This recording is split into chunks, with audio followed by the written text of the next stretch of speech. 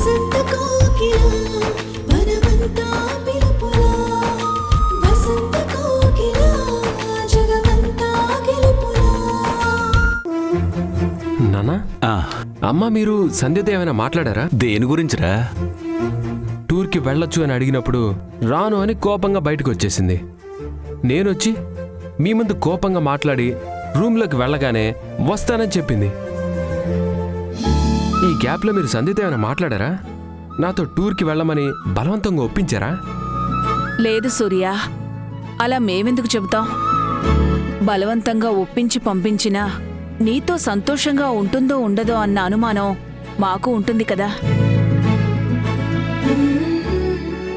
అంటే సంధ్య తనకి తానుగా రావడానికి ఒప్పుకుందా? అదే కదరా చెబుతున్నది. మరి ముందెందుకు నో చెప్పిందమ్మా? సంధ్య ఉద్యోగం చేస్తుంది కదా సూర్య, అక్కడ పర్మిషన్ ఇస్తారో ఇవ్వరో అని తను ఆలోచించుంటుంది. ఆ తర్వాత నువ్వే ఎక్కువని నీతో వస్తానని చెప్పుండొచ్చు. కరెక్ట్ నాన్న, నేనే ముఖ్యమని చెప్పింది. మీరేం చెప్పకుండానే సంధ్య తనకి తానుగా నాతో రావడానికి ఒప్పుకోవడం నిజంగా నాకు చాలా హ్యాపీగా ఉంది. అరే, సంజయ్ ఏదైనా ఒక పని చేసే ముందు 1కి 10 సార్లు ఆలోచిస్తుంది. నువ్వేమో అది అర్థం చేసుకోకుండా అనవసరంగా కోపడ్డావు. ఆ కోపానికి అప్పుడన్న ప్రతి మాటకి ఆల్రెడీ సారీ చెప్పాను. సారీ చెప్పడం కాదు, ఇంకెప్పుడు కోపడకూడదని నీకు నువ్వు చెప్పుకోవాలి. అమ్మా, టూర్కి వెళ్తున్నాం కదా, అప్పుడు ప్రశాంతంగా మాట్లాడుకున్నప్పుడు చెప్తాను. అప్పుడైతేనే కరెక్ట్గా ఉంటుంది.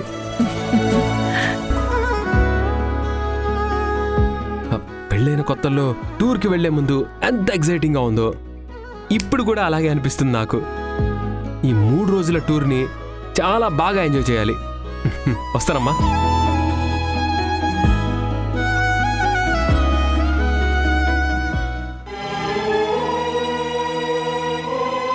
ఏంటండి మన కర్మ,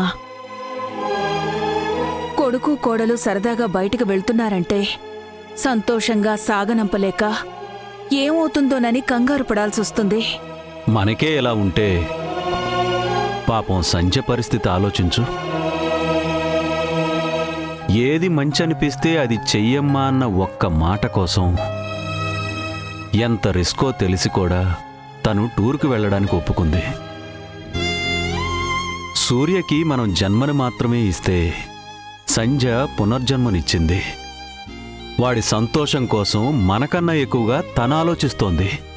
ఇంకా గొప్ప ఏంటంటే ఆ ఆలోచనలో ఈ సుమంత్ కూడా స్వార్థం లేదండి. సంధ్య ఈ ఇంటి కోడలుగా వచ్చింది. కొడుకు లేనప్పుడు కూతురుగా మారింది. ఇప్పుడు ఇంటికే దేవతగా మారింది.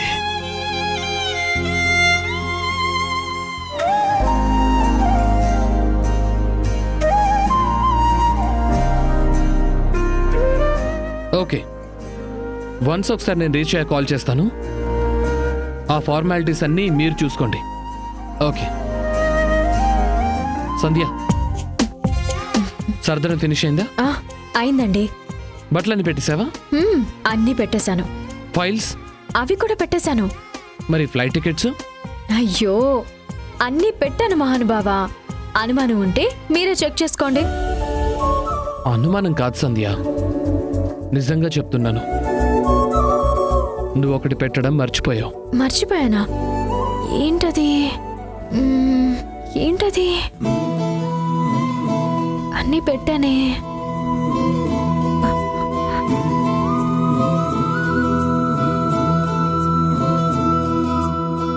నువ్వేనా నువ్వేనా నువ్వేనా నువ్వేనా నాకు పసి ప్రపంచమైనా నాకు ప్రతి వసంతమైనా అది నా కథకు సుఖం ఏంటంటే నాకు చిరు సంతోషమైనా నాకు తొలి కన్నీటివైనా నా కలకు నిజానివైనా నువ్వేనా నువ్వేనా నువ్వేనా.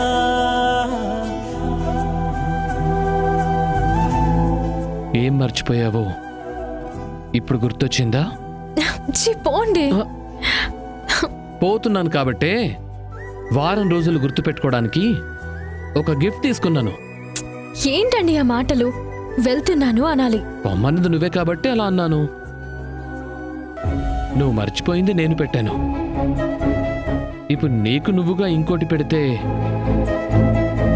డబుల్ హ్యాపీనెస్తో వెళ్తాను. మిమ్మల్ని నన్ను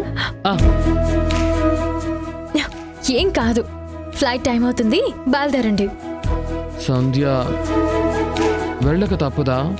అబ్బా, మళ్ళీ మొదలు పెట్టారా? మొదలు పెట్టడం కాదు, నా మనసులో నీకు దూరంగా వెళ్తున్నానన్న లోటు ఇంకా భర్తీ కావడం లేదు. ఏంటండి మీరెందుకు వెళ్ళాలో కారణాలతో సహా నిన్న క్లియర్గా ఎక్స్ప్లెయిన్ చేశాను కదా. ఇప్పుడేమో చిన్నపిల్లల్లాగా మారం చేస్తే ఎలా? మీరిలా చిన్నపిల్లల్లా మారితే నేను టీచర్లా బెత్తం తీసుకోవాల్సి వస్తుంది. నువ్వు కొట్టినా తిట్టినా తట్టుకుంటాను గాని నువ్వు లేకుండా వారం రోజులు 168 గంటలు 10,080 నిమిషాలు 6,04,800 సెకండ్లు అయ్యో, ఎలా గడపాలో తెలియదు. అస్సలు నా వల్ల కాదేమో అనిపిస్తోంది. మీరు వెయ్యాల్సింది గడియారం లెక్కలు కాదండి, వ్యాపారం లెక్కలు, లాభాల లెక్కలు. ప్రతి క్షణం లెక్క పెట్టుకుంటూ కూర్చుంటే కాలం భారం అవుతుంది. ఆల్రెడీ నేను ఆ భారాన్ని మోస్తున్నాను. అన్నీ ఇక్కడే వదిలేసి లగేజ్ మాత్రం మోసుకు వెళ్ళండి. గుండెల నిండా ప్రేమ నింపుకుని తిరిగి రండి. నీకే అలాంటి కబుర్లు ఎన్నైనా చెప్తావు. 3 రోజులు ట్రిప్కి వెళ్ళి బాగా ఎంజాయ్ చేస్తావు. ఆ ఎంజాయ్మెంట్లో నన్ను కూడా మర్చిపోతావా? ఎందుకు మర్చిపోతానండి? మనిషిని అక్కడ ఉంటాను కానీ మనసు నిండా ఏవేవో ఆలోచనలు ప్రశాంతతని దూరం చేస్తూనే ఉంటాయి. అన్నీ దిగమింగుకొని నవ్వు నటించక తప్పదు. వద్దు, నువ్వు నాలా మాట్లాడొద్దు. హ్యాపీగా టూర్కి వెళ్ళి జాలీగా తిరిగిరా. నాకు ఫోన్ చేయటం, గుర్తొచ్చినప్పుడు మెసేజ్ చేయటం మాత్రం మర్చిపోవద్దు. సరేనండి, ముందు మీరు బయలుదేరండి. చెక్ ఇన్కి టైం అవుతుంది.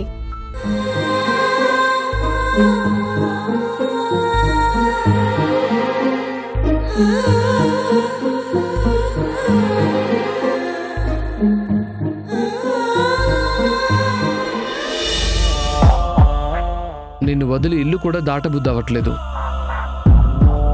అలాంటిది దేశం దాటి వెళ్ళగలనా? వెళ్ళాలండి, తప్పదు.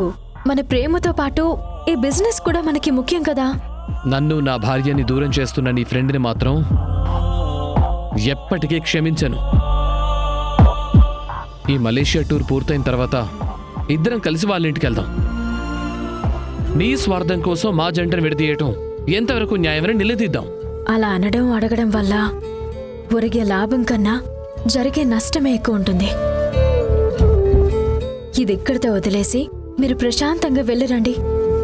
అవును, నువ్వు వైజాగ్ ఎప్పుడు స్టార్ట్ అవుతున్నావు? ఈరోజు సాయంత్రం. ఓకే, జాగ్రత్తగా వెళ్ళు. ఏదైనా ప్రాబ్లం వస్తే ఏ టైం అయినా పర్లేదు, నాకు కాల్ చేయి. సరేనండి, మీరు కూడా జాగ్రత్త. Miss you. Love you so much Sandhya. Bye. Bye అండి.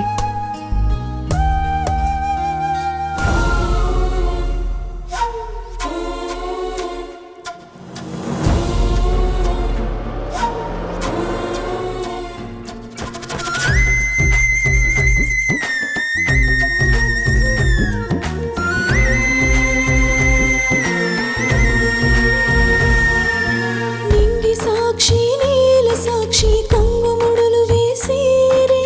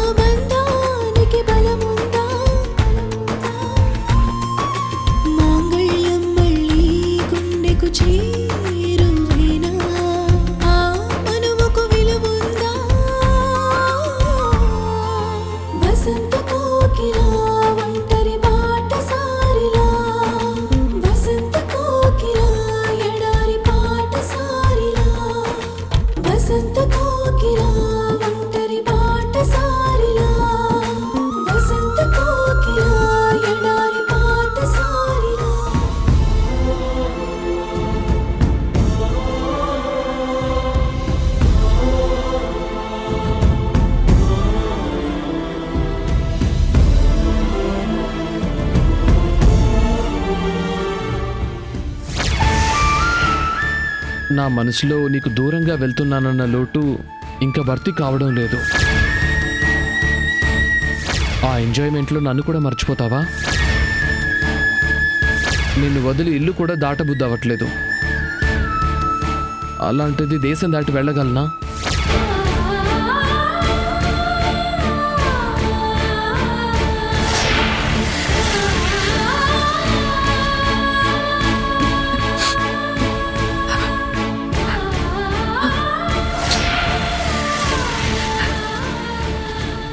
నేను చేస్తున్నది తప్పని తెలుసు, కానీ అమ్మ నాన్న కోసం, సూర్య కోసం తప్పడం లేదు. నన్ను క్షమించండి.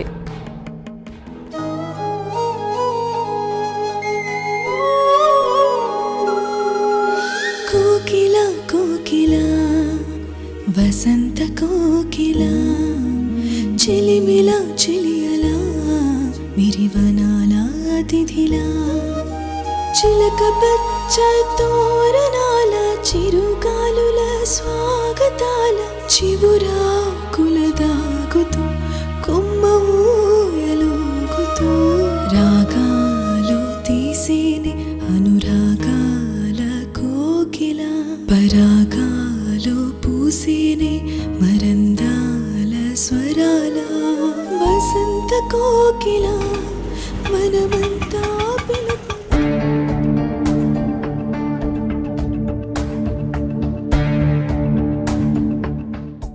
సంధ్య ఎక్కడమ్మా కనిపించడం లేదు? లేటుగా వస్తానని నీకేమైనా చెప్పిందా?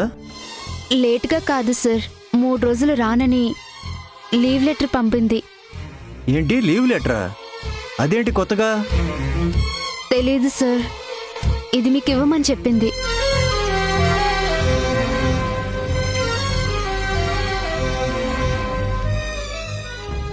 Good morning sir. కొన్ని పర్సనల్ రీజన్స్ వల్ల నేను లీవ్ తీసుకుంటున్నాను. Please kindly accept. పర్సనల్ రీజన్సా? అంటే ఏమైంది? తెలీదు సార్. వాళ్ళ అమ్మా నాన్న అంతా ఓకే కదా?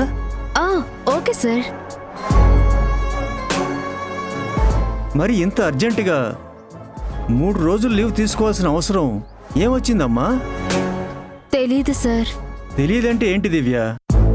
నువ్వు సంధ్య బెస్ట్ ఫ్రెండ్స్ కదా, మీరిద్దరూ అన్నీ షేర్ చేసుకుంటారు కదా. అవును సార్, కానీ ఈ విషయం మాత్రం ఏం చెప్పలేదు. 3 రోజులు నేను ఆఫీస్కి రాను, ఈ లెటర్ బాస్కి ఇచ్చాయని మాత్రమే చెప్పింది. రీజన్ ఏంటో నువ్వైనా అడగాలి కదమ్మా. ఆకాష్తో కలిసి ఎక్కడికైనా వెళ్తుందేమో అనుకున్నాను సార్. ఆకాష్ ఆల్రెడీ మలేషియా వెళ్ళాడు కదా. అవునా సార్? ఇది కూడా నాకు తెలీదు. సంధ్య నిన్న ఆఫీస్కి వచ్చినప్పుడు కూడా లీవ్ గురించి ఏం మాట్లాడలేదే. సడన్గా ఇలా పర్సనల్ ప్రాబ్లం అంటే ఏమై ఉంటుందో నాకేం అర్థం కావట్లేదే.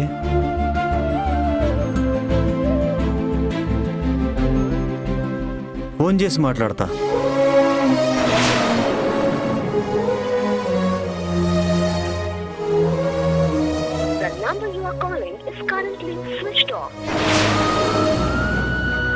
ఫోన్ స్విచ్ ఆఫ్ వస్తుందేంటమ్మా? సార్, మీరు చిన్న విషయానికి చాలా ఎక్కువ ఆలోచిస్తున్నారేమో అనిపిస్తుంది. ఆలోచించకుండా ఎలా ఉంటాను దివ్య? నేను తనకి బాసును మాత్రమే కాదు, బాబాయిని కూడా. ఆకాష్ కూడా ఊర్లో లేని టైంలో ప్రాబ్లం అంటే నేను కాకపోతే ఇంకెవరు పట్టించుకుంటారు? ప్రాబ్లం ఏంటో మనకు చెప్పకపోయినా ఆకాష్తో మాట్లాడే ఉంటుంది. ఎందుకంటే సంధ్య ఏం చేసినా ఆకాష్కి చెప్తుంది కదా. చెప్తుందనుకో, కానీ ఎప్పుడూ లేనిది ఇలా 3 రోజులు లీవ్ తీసుకోవడమే నాకు ఆశ్చర్యంగా ఉంది. 3 రోజుల తర్వాత వస్తుంది కదా సార్, అప్పుడు మీరు నేను కలిసి క్యాంటీన్లో కూర్చోబెట్టి క్వశ్చన్స్తో ఎన్కౌంటర్ చేద్దాం. మాకు కూడా చెప్పకుండా ఎందుకు వెళ్ళావని నిలదీద్దాం. నో నో నో, తనేదో తప్పు చేసినట్టు ఈ ఎన్కౌంటర్లో నిలదీయడాలు ఎందుకమ్మా?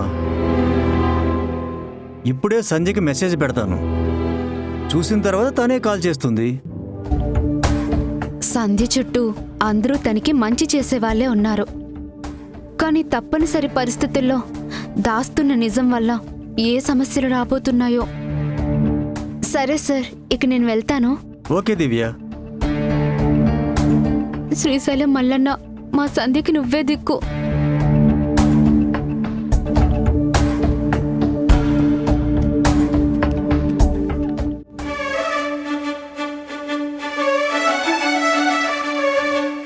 సూర్య, చాలా కాలం తర్వాత ఇద్దరూ కలిసి బయటకు వెళ్తున్నారు. సంధ్యని జాగ్రత్తగా చూసుకో. ఇంట్లో కోపడినట్టు బయట కూడా ఉండొద్దు.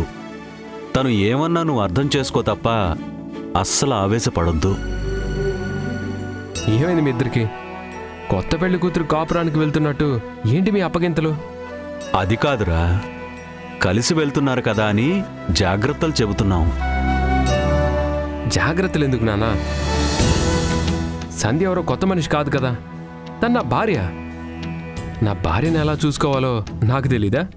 నీకు తెలియదని కాదురా, ఒంటరిగా వెళ్తున్నారు కదా, డాక్టర్ గారు చెప్పింది ఎక్కడ మర్చిపోతావేమో అని. ఎందుకు మర్చిపోతాను నాన్న? ఎముకలు కొరికే చలిలో ఉన్న ఏ మాత్రం నిగ్రహం కోల్పోకుండా డిసిప్లైన్డ్ కెప్టెన్ నీ కొడుకు. ఎంత డిసిప్లైన్ కెప్టెన్ అయినా ఏకాంతం మనసు చెదిరేలా చేస్తుందిరా. అయినా ఇదంతా నీకు తెలియంది కాదు. మీ మంచి కోరేవార్లా చెప్పాల్సిన బాధ్యత ఉందని చెబుతున్నా. అమ్మా, మీ డౌట్ భయం అదే అయితే దాని గురించి అస్సలు ఆలోచించొద్దు. ఎందుకంటే మేం వెళ్ళేది హనీమూన్కి కాదు, గుడికి వెళ్దామని సంధ్య చెప్పగానే సరే అని శ్రీశైలం ప్లాన్ చేశాను. ఆ భగవంతుడి సన్నిధిలో ఎంత పవిత్రంగా ఉండాలో నాకు తెలీదా? మంచిది నాన్నా. సరే పదండి.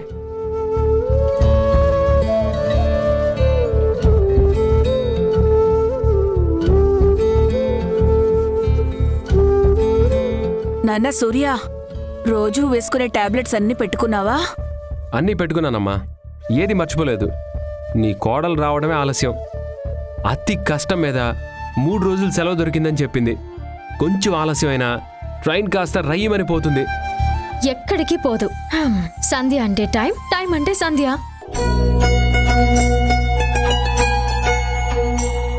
కావాలంటే వాచ్ చేసుకోండి. మీరు చెప్పిన టైంకే వచ్చాను. అవసరం లేదు. గడియారం ముళ్ళుతో పాటు తిరిగే నువ్వు కళ్ళ ముందుండగా ఏది చెక్ చేసుకోవాల్సిన అవసరం లేదులే.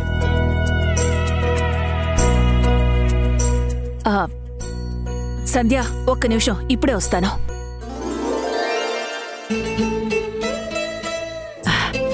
దారిలో తినడానికి జంతికలు అరిసెలు పెట్టాను, తీసుకెళ్ళు. ఇవన్నీ ఎందుకమ్మా? మేం వెళ్ళది తిరుపతో విజయవాడ కాదు. శ్రీశైలం అంటే 5 గంటల ప్రయాణం. ఎంత దూరమైనా మీరు బయట తిండ్లు తినద్దు. తీసుకోమ్మా. సరే అమ్మా. సంధ్య, బయలుదేరదామా? సరే అండి. ఇది ఇలా ఇవ్వు నాన్న. రేయ్, అది సూట్ కేసులో పెట్టరా. నేను పెడతాను. అమ్మా సంధ్య, ఆకాష్కి ఏం చెప్పావమ్మా? వైజాగ్లో ఫ్రెండ్ పెళ్ళి అని అబద్ధం చెప్పానమ్మా. ఆయనకి అర్జెంటుగా మలేషియా నుండి ఫోన్ వస్తే వెళ్లారు. అంటే ఆ దేవుడే మొదటి గండాన్ని తప్పించాడనమాట. సూర్యకి ఆరోగ్యం గురించి గుర్తు చేశాం. నీ జాగ్రత్తలో కూడా నువ్వుండమ్మా. సరేనమ్మా. ఎలా నెగ్గుకొస్తావో ఏమో, అంతా నీ చేతిలోనే ఉంది. నీకు నువ్వు కోరి కోరి అగ్ని పరీక్షకు సిద్ధపడుతున్నావు. ఈ పరీక్షలో నువ్వు గెలవాలని, క్షేమంగా ఇంటికి రావాలని ఆ పరమేశ్వరుణ్ణి భక్తితో ప్రార్థించు. సరేనమ్మా. సంధ్య, వస్తున్నావా? సంధ్య, త్వరగా రా. వస్తున్నానండి. అమ్మా, వెళ్దాం. సరేనమ్మా.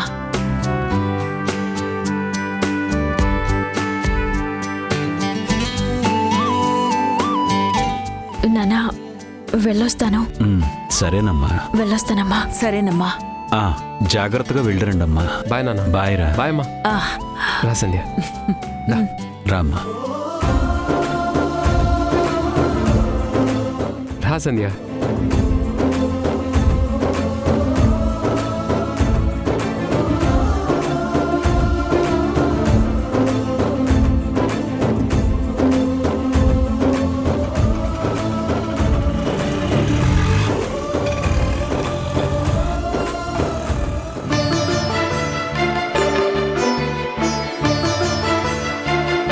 ఏమండి, మనవాడి పంతం కాదనలేక మనసు చంపుకొని భయపడుతూ వెళ్తుంది.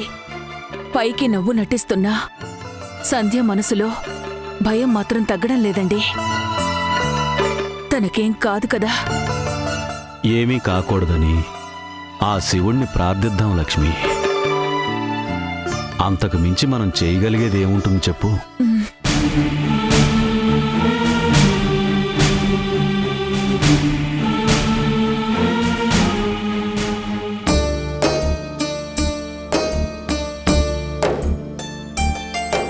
నేను ముందు నువ్వు వెనక కాదు, 7 అడుగులు వేసిన ఇద్దరం కలిసే నడుద్దాం. గుడి మెట్లు మాత్రమే కాదు, జీవితంలో ప్రతి అడుగు.